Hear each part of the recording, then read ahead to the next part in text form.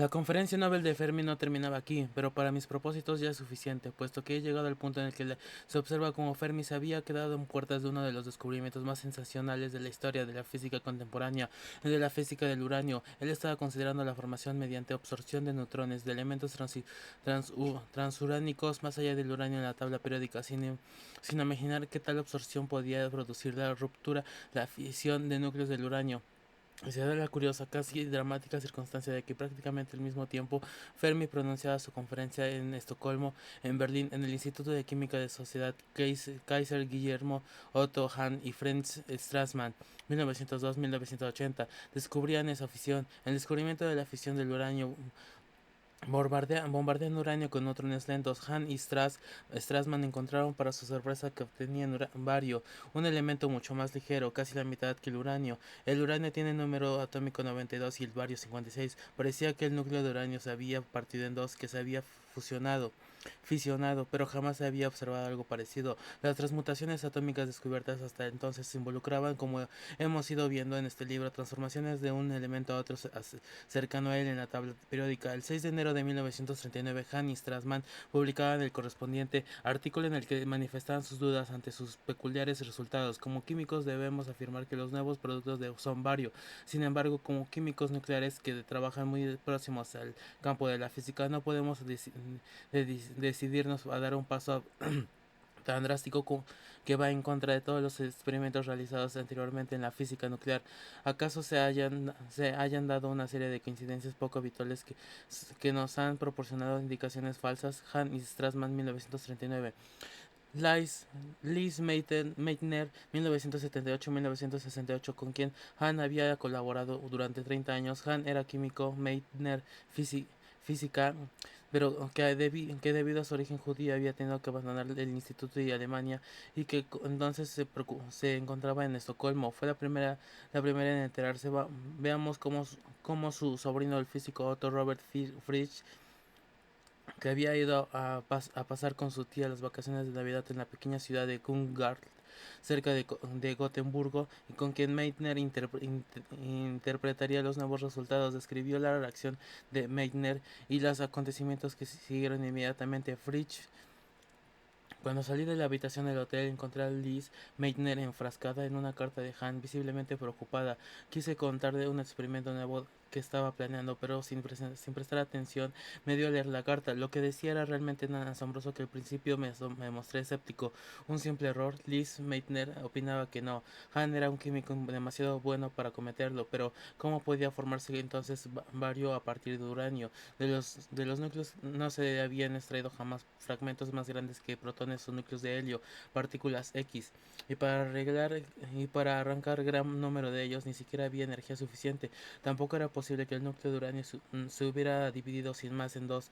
Un núcleo no era como un sólido quebradizo que se pudiese romper o partir. George Gamow había sugerido años atrás que el núcleo podía ser más bien como una gota líquida. Bohr había dado argumentos que lo apoyaban. ¿No será que la gota se dividía de manera más gradual en dos más pequeñas, adoptando primero una forma alargada y delgazando, luego por el centro, estirándose finalmente en dos fragmentos en lugar de romperse bruscamente? Sabíamos que había fuerzas intensas que se oponían a ese proceso, igual que la tensión superficial de una gota líquida se opone a que se divide en dos más pequeñas, pero los núcleos difieren de las gotas de líquido en un aspecto importante.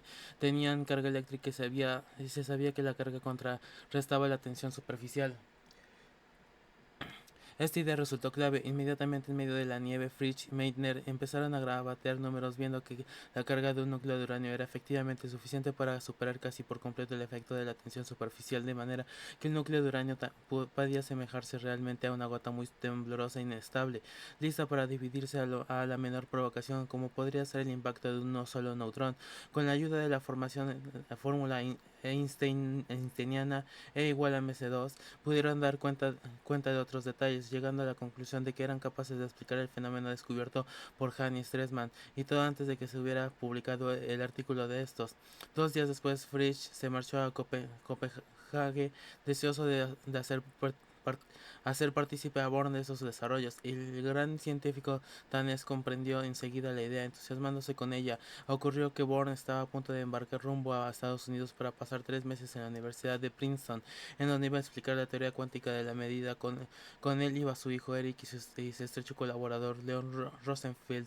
1904-1974. El 16 de enero el barco llegaba a Nueva York, en donde le esperaban John Weller y Enrico, ya instalado en la Columbia University, y Laura Fermi, nada más desembarcar todavía en el muelle. Bourne dijo unas palabras a Weller de las noticias que Fritz le había traído.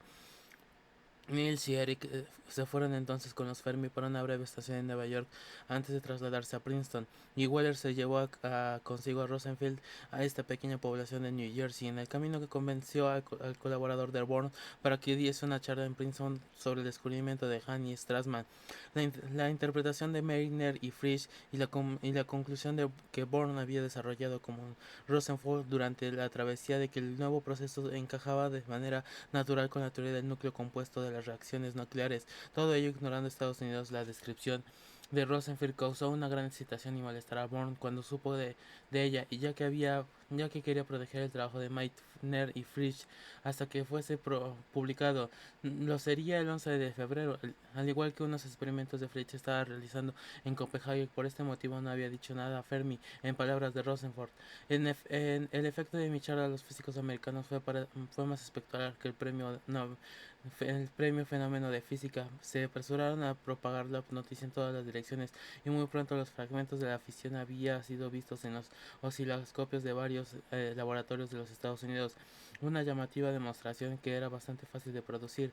Efectivamente, una vez conocidos las noticias, los físicos norteamericanos se lanzaron con furor a explotar la nueva beta descubierta, dando la razón de Bohr en sus temores. Un miembro del equipo de Fermi en Colombia, Herbert L. Anderson, se dispuso a realizar los mismos experimentos que Fritz estaba efectuando en Copenhague, para estudiar mejor los productos de la fisión. Y el 26 de enero, Fermi habló sobre la fisión en una pequeña reunión de física teórica celebrada en Washington, D.C., y patrocinada por la Universidad George Washington y el Instituto Carnegie, sin mencionar a Fritz, algo que enfureció a Bourne. También presentó en la reunión a finales del mes la noticia llegada a los periódicos del día 29.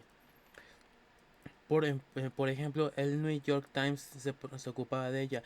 En la costa oeste también también se recibían las noticias el 28 de enero de Robert Oppenheimer, el futuro líder del laboratorio de los Álamos del proyecto Manhattan. Escribía William Fowler: el asunto del uranio es increíble. Nos enteramos de él en primer lugar por los periódicos.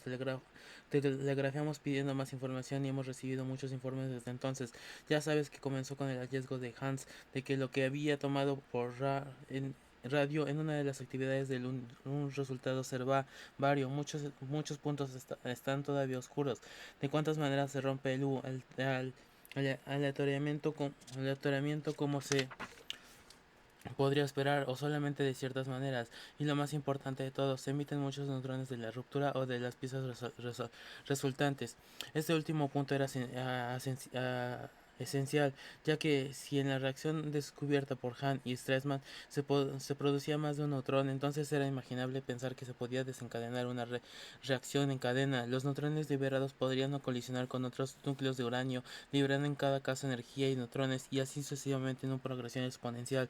Igualmente era posible pensar que se podría producir en fracción de segundos una gran cantidad de energía que permitiese, en el caso de una reacción en cadena más o menos incontrolada, fabricar un arma tremendamente poderosa. O si se pudiese controlar y liberar poco a poco una fuente energética, un reactor nuclear utilizable con fines pacíficos. Pero para casi todos los físicos implicados en el asunto, aunque estas ideas eran imaginables y por consiguiente caso posible, su reacción se veía muy alejada al futuro, como se decía en el número de octubre de 1939 de la revista de divulgación científica Sci-Fi American. La producción de energía mediante la fisión nuclear no pasa del ámbito de lo posible. Bajo las condiciones actuales, el proceso es tan poco eficiente como sacar arena de una playa grano a grano.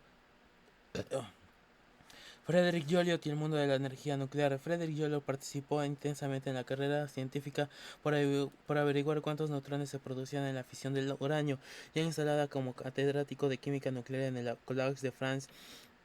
Estos trabajos los realizó con dos colaboradores, Hans von Halban (1908-1964) y Liu Kowarski (1907-1979). En una nota que apareció en Nature en marzo de 1939, Halban, Joliot y Kowalski fueron los primeros en anunciar que la ruptura de un núcleo de uranio bajo el impacto de un neutrón va acompañada además de una emisión de energía, de la emisión de varios neutrones, en un número que ellos estimaban en otro artículo en 3,5, lo que implicaba la posibilidad de lograr una reacción en cadena, incluso a pesar de las reticencias iniciales de Joliot y Kowalski. Solicitaron 5 patentes que depositaron en mayo de 1939, las 3 primeras y abril-mayo de 1940, las 2 restantes en la dirección de la propiedad industrial Joliot Curie F.E.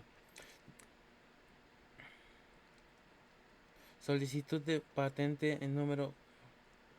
Los principales rivales de Joliot eran el grupo de Fermi, que también publicó prácticamente al mismo tiempo que Joliot resultados sobre este tema, como el resultado de dos neutrones por fisión Anderson, Fermi y Einstein, 1939. En este punto es conveniente reintroducir a un nuevo personaje, el físico húngaro de origen judío Leon Szilard.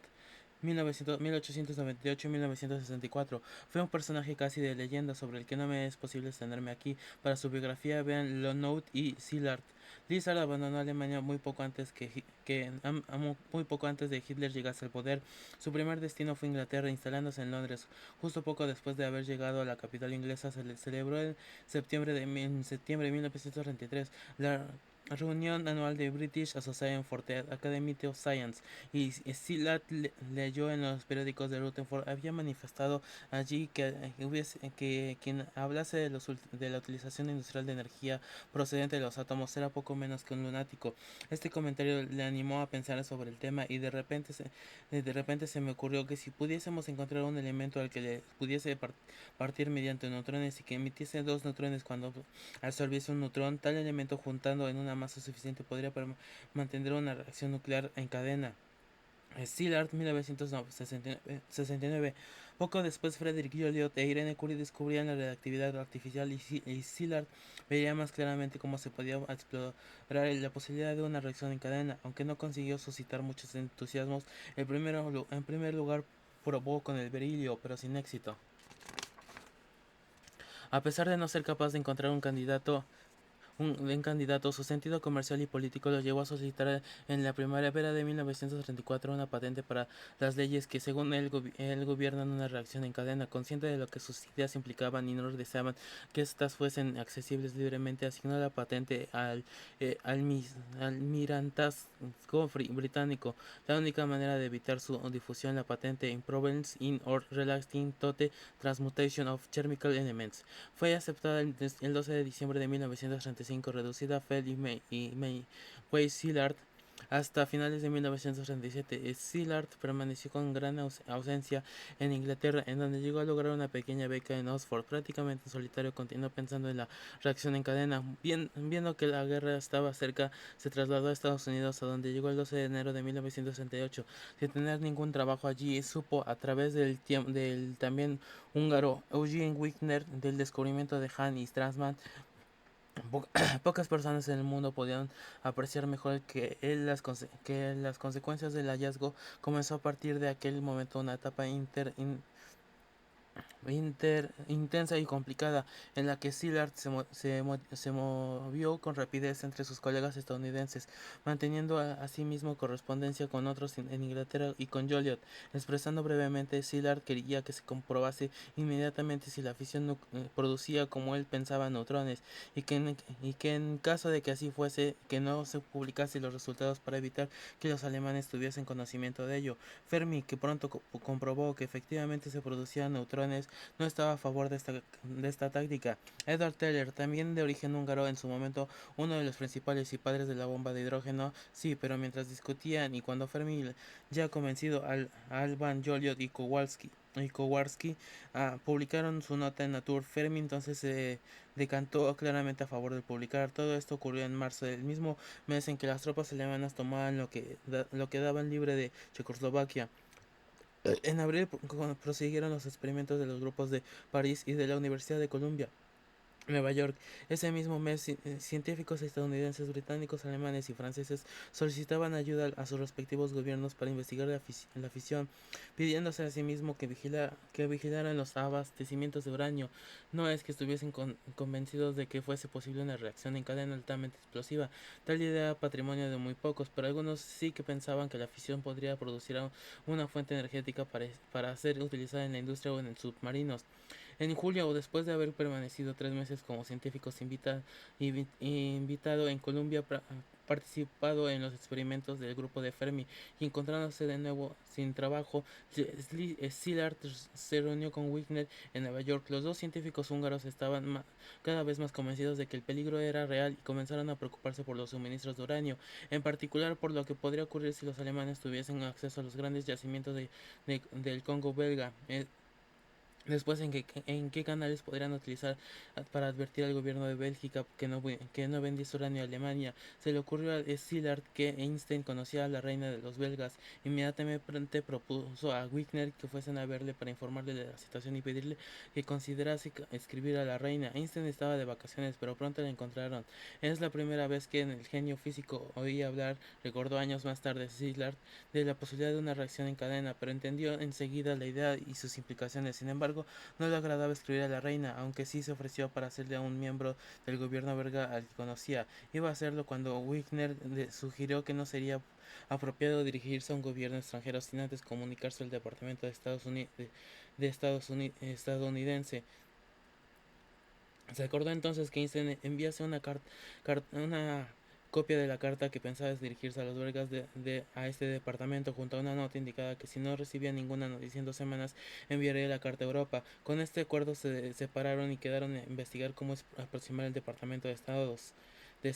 Sería una vez más Szilard quien avanzó en esta dirección. Consiguió entrar en contacto con un consejero de la Lehman Corporation, Alexander Sachs, que de hecho ya había oído hablar de los nuevos desarrollos antes de ser visitado por Szilard, e incluso señalaba su importancia al presidente. Sachs le aconsejó que Einstein escribiese directamente al presidente Roosevelt y que él personalmente le haría llegar la carta.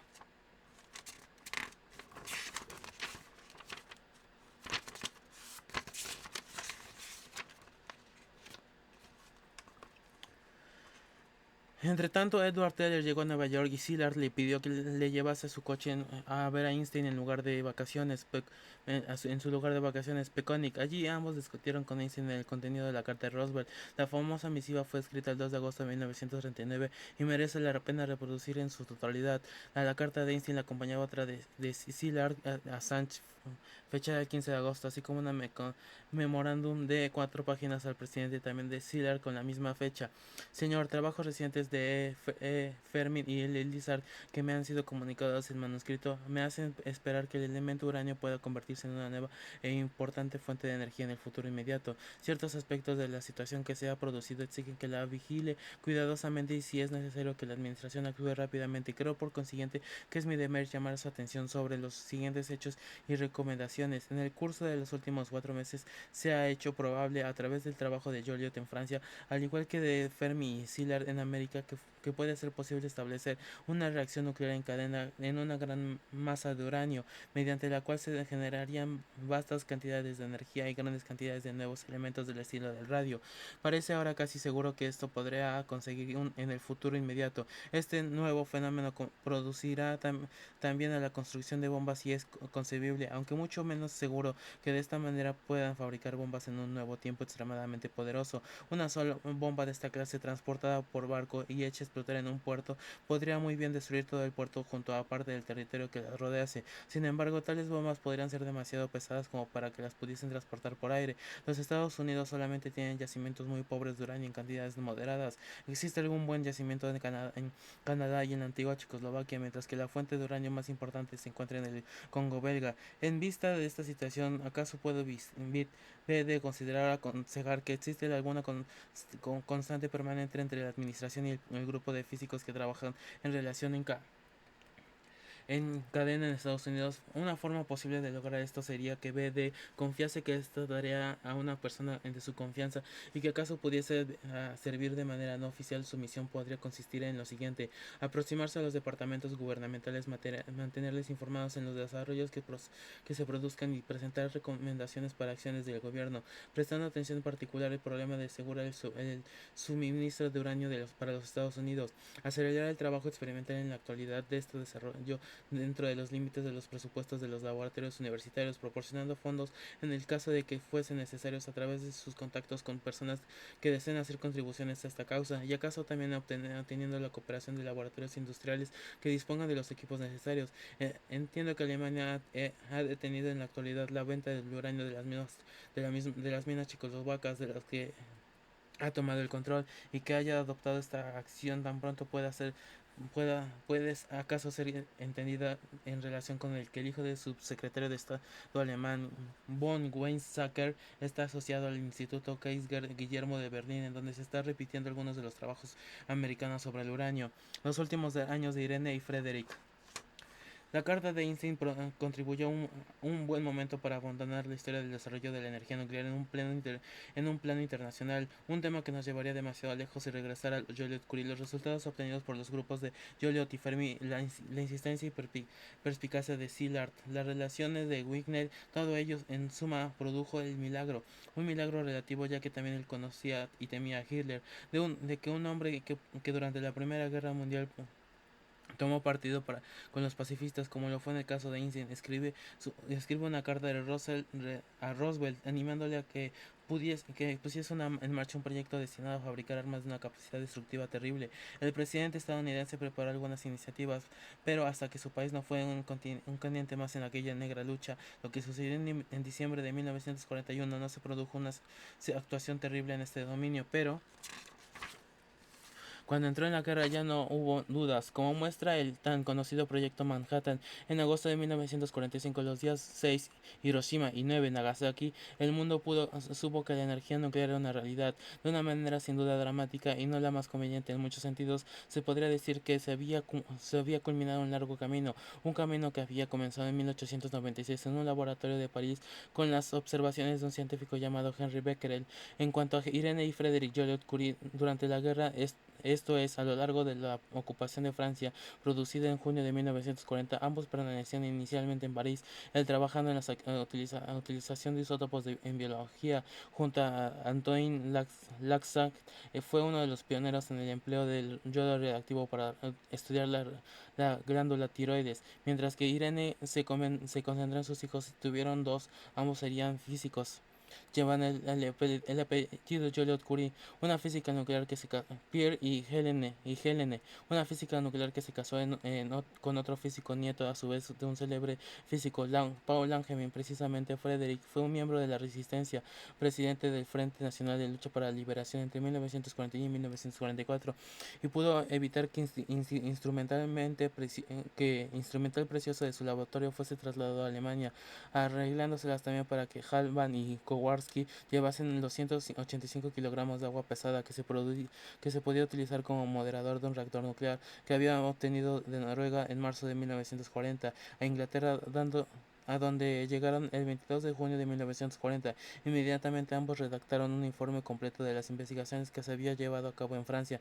En mayo de 1944 se hizo demasiado peligroso para Irene y sus hijos continuar en París y escaparon a Suiza. Frederick permaneció en París bajo el nombre de Jean-Pierre Gaumat, supervisando la producción de grandes cantidades de explosivos que serían utilizados durante la liberación de París.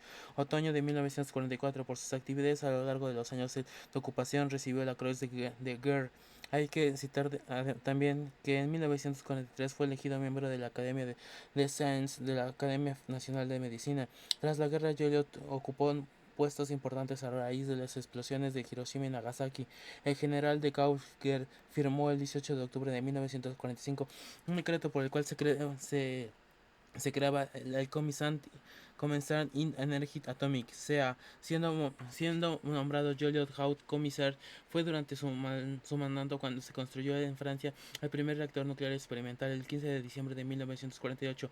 A las 12 horas y 12 minutos este reactor alcanzó el estado crítico. Ver Joliot 1949 fue aquel el primer paso para que Francia terminase poseyendo armamento atómico. El 13 de febrero de 1960, estallando a Requecan la primera bomba atómica francesa. Durante la guerra, Joliot hizo miembro del Partido Comunista Francés en la biografía que le dedicó su amigo Maurice Goldsmith. Se refirió a este acontecimiento en los términos siguientes: una experiencia trágica hizo que Joliot finalmente se convirtiese en un miembro del pleno derecho del Partido Comunista en la mañana del 31 de mayo de 1942. Joliot llegó a su laboratorio el rostro abatido y cansado. Contó a T. Yuasa, su colega japonés, que la Sorbona había sido cerrada la tarde anterior tras la ejecución de unos cuantos científicos, y añadió en voz baja como avisando: también J. Solomon, un comunista, fue ejecutado por los nazis en Monte Valerian, junto con Politzer, de Cour y Dudach. Habían sido arrestados el 19 de febrero por tomar parte en los planes de publicar un seminario clandestino y por establecer un comité nacional de escritores, parte de un frente nacional. Joliot solicitó entonces la admisión en el PC, le avaló el arquitecto Pierre Villon. Fue aceptado, pero su misión no se pudo hacer pública hasta después de la liberación de París el 31 de agosto de 1944. Me hice comunista, dijo, porque soy un patriota. No obstante, algunos dijeron que se había hecho comunista como un seguro para el futuro. Goldsmith no compartía semejante creencia. He considerado todo esto con detalle, pero no puedo encontrar ninguna justificación para este punto de vista. Cuando se hizo miembro, el ejército alemán todavía vencía. El 11 de noviembre los alemanes ocupaban toda la Francia, excepto la costa azul, que habían permitido tomar a los italianos. No fue hasta final de año, con la retirada alemana de Stalingrado, que la ola comenzó a retroceder. Ser comunista era una invasión a la muerte en aquellos oscuros días. Joliot no fue el único científico galo distinguido que se hizo comunista. Langevin, por ejemplo, también lo fue. Ahora bien, tras la guerra del Partido Comunista, pronto se opuso con dureza al gobierno en 1947, en una situación económica poco boyante. Las clases trabajadoras se manifestaron con huelgas violentas en un contexto internacional cada vez más dividido. Los comunistas franceses permanecieron leales a Stalin por estos y otros motivos. En mayo de 1947, los ministros comunistas del gobierno fueron cesados. Sin embargo, Joliot mantenía su puesto de alto comisario de la CEA, como por su gran prestigio y popularidad, yerno de Marie Curie, científico eminente y héroe de guerra. Pero semejante situación no pudo mantenerse indefinidamente, y en abril de 1950 fue cesado.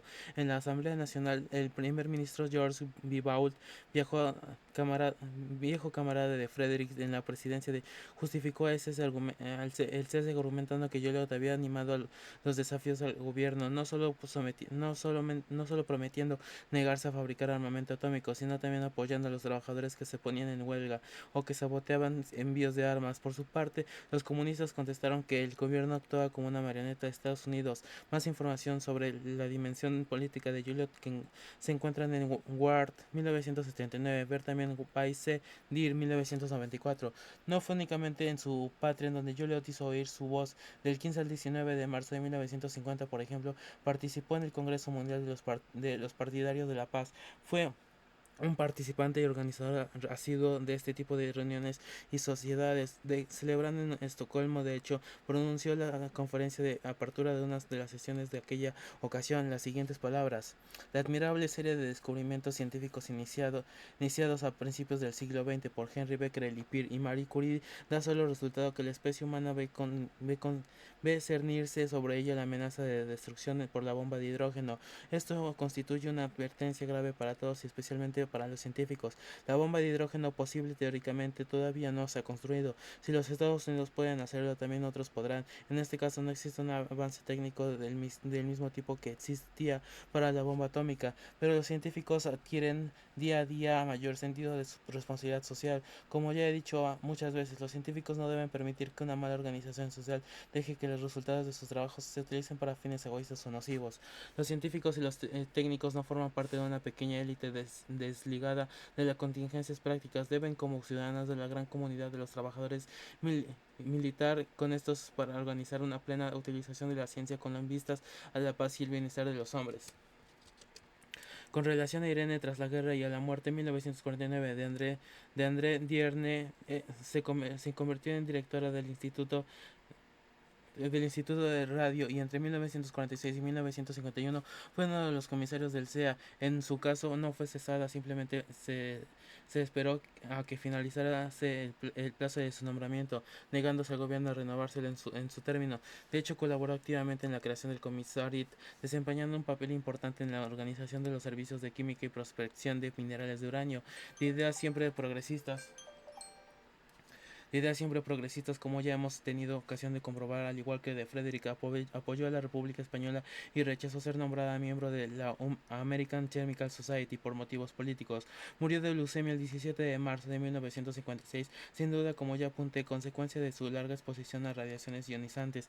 En una carta de Frederick escribió a la reina de Bélgica una semana después, el 13 de julio, expresaba este hecho, aunque adjudicando la responsabilidad principal a sus actividades durante la guerra de 1914-1918, citado en Goldsmith. Marie Curie, ayudada por Irene, fue empleada durante el frente durante la Primera Guerra Mundial, organizando la examinación con rayos X a los heridos para determinar más claramente el lugar en donde se encontraban los proyectiles incrustados en sus cuerpos.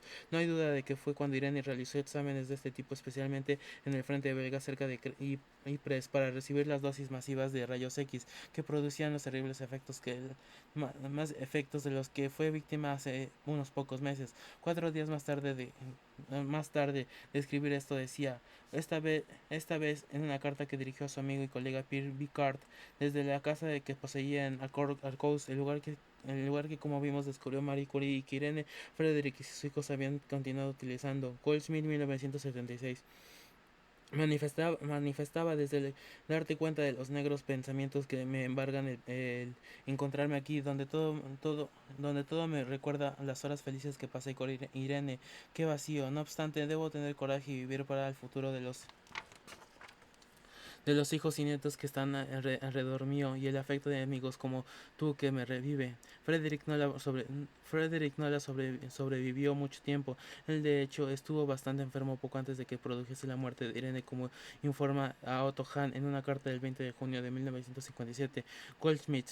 Estuve muy enfermo al final de 1955 y durante una parte de 1956, y había tomado todas las disposiciones para que en caso de que muriese Irene pudiera continuar su trabajo científico y con la dirección del Instituto de Radio. A mi regreso del hospital, en donde estuve en tratamiento durante varios meses, Irene cayó terriblemente enferma en el mismo momento en el que estaba renaciendo la esperanza de que yo me pondría mejor. He pensado momentos muy duros, pero he sido capaz de encontrar la fuerza necesaria para resistir trabajando con furia.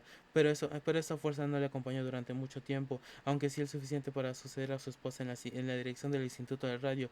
En su cátedra de Sorbona, que pasó a tomar el nombre de Radioactividad y Física Nuclear, falleció de cáncer, la misma enfermedad que había acabado en 1954 con otro de los grandes de la radioactividad, Enrico Fermi. El 14 de agosto de 1958 se ponía punto final de esta manera lo que incluso se podía denominar la saga de los Curie, una saga en la que se dieron todos los ingredientes necesarios de una buena historia de ficción, solo que esta fue real, completamente real, pero todavía puede añadir un párrafo más a esta historia.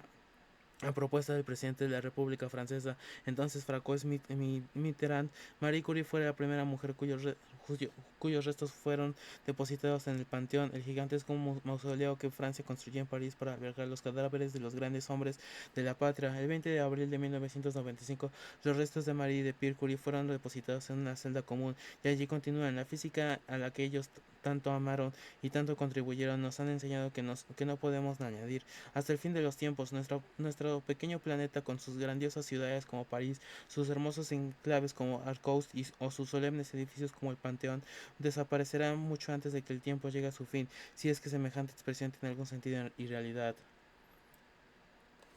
Epílogo. Los finales del milenio constituyen buenos momentos para evaluar el pasado, por mucho que nuestras cronologías no sean en última instancia sino elecciones arbitrarias, productos de la siempre contingente historia humana. En ese sentido, pocos negarían que uno de los rasgos más llamativos del siglo XX ha sido los importantes descubrimientos científicos que se han realizado en el descubrimiento, que además han afectado, lo seguirán haciendo en la próxima centuria, profunda, en ocasiones dramáticamente, nuestras vidas, y entre esos hallazgos el de la radioactividad ocupa un lugar destacado en tanto que abrió una ventana desde el cual se pudieron contemplar panoramas de la naturaleza, de cómo es y se comporta, hasta entonces insospechadas. Así se comprobó que los elementos químicos no son inmutables, que pueden obedecer naturalmente algunas reglas, transmutarse entre sí. Por ello, Ernest Rutherford pudo titular uno de los libros en una sección afortunada y elocuente, La nueva alquimia. Muchos fueron los que contribuyeron a la nueva ciencia de la radioactividad, pero ninguno alcanzó el protagonismo y popularidad pública que Marie Curie no descubrió. Bien es cierto, el nuevo fenómeno natural, eso es algo que queda reservado a Henry Becquerel, pero sí, en ocasiones con su esposo Pierre Curie, elementos reactivos tan significados como el polonio y el radio no fueron, por supuesto, estas sus únicas contribuciones al conocimiento de los fenómenos radiactivos, pero por mucho que se puedan citar, como yo he dicho en este libro, bastantes otras aportaciones de mucho menor mérito y relevancia. Cierto es que amplía su currículum científico, no es así en su categoría como científica, donde se encuentra la explicación, o mejor, toda la explicación de la forma que logró, de cómo terminó siendo la figura más representativa de la ciencia de la radioactividad. Para entender esa singular posición hay que recurrir también a otros elementos, a su coraje o a su capacidad de superar los conocimientos de una biografía nada fácil, y por supuesto que a que fuese mujer, una mujer en un territorio hasta entonces y aunque en menor grado después reservado a los hombres, una desgraciada e injusta situación que aún no ha desaparecido completamente, sin olvidar que desde abril de 1906 se convirtió en viuda, en para la sociedad la viuda de un célebre científico que con certeza y determinación proseguía la labor, la misión de su esposo, es decir, se convirtió en un modelo perfecto y siempre conveniente para aquellas casi todas sociedades en las que los roles de macho y hembra se encuentran perfecta e injustamente preestablecidos. A la luz de semejante biografía e imagen pública, no debería sorprender a nadie que también sea posible identificar en Marie Curie rasgos de gran dureza, ni que su figura transmitiese con prácticamente insoportable constancia una profunda tristeza y seriedad. En centrar, como yo he hecho en este libro, la descripción y explicación de un periodo clave de la ciencia ficción o química asociadas a la radiografía, que abarca desde el descubrimiento de los rayos X hasta pocos años después del final de la Segunda Guerra Mundial. El Marie Curie no ha sido en modo alguno obstante para poder incorporar también a otros personajes y aportaciones científicas. Todo lo contrario, ya que Curie estuvo directo e indirectamente relacionada con la mayoría de estos personajes y aportaciones, hasta el punto de que no es exagerado hablar de ella como un punto de preferencia, sino indispensable, sino uno de los más señalados. Por ello, y aunque este libro trata sobre Marie Curie, trata también sobre muchos otros, como Becquerel, Rutherford, J. J. Thomson, Chadwick, Einstein, Fermi, Pauli, Hahn, Langevin, Soddy, y naturalmente los otros Curie, Peirce, Irene, Frederick, Joliot, al igual que sobre cuestiones y descubrimientos como modelos atómicos, la tabla periódica de los elementos, el electrón, neutrón y neutrino, la radioactividad artificial, la radiología, la medicina y las ciencias de la radioactividad, científicos y sociedad, los congresos Solvay, la Sociedad de las Naciones, o la afición del uranio y las bombas atómicas. Espero que la manera en que he combinado tantos personajes y temas acontecimientos no haya sido desafortunada, y que los lectores últimos de todo el libro encuentren en este algo de provecho.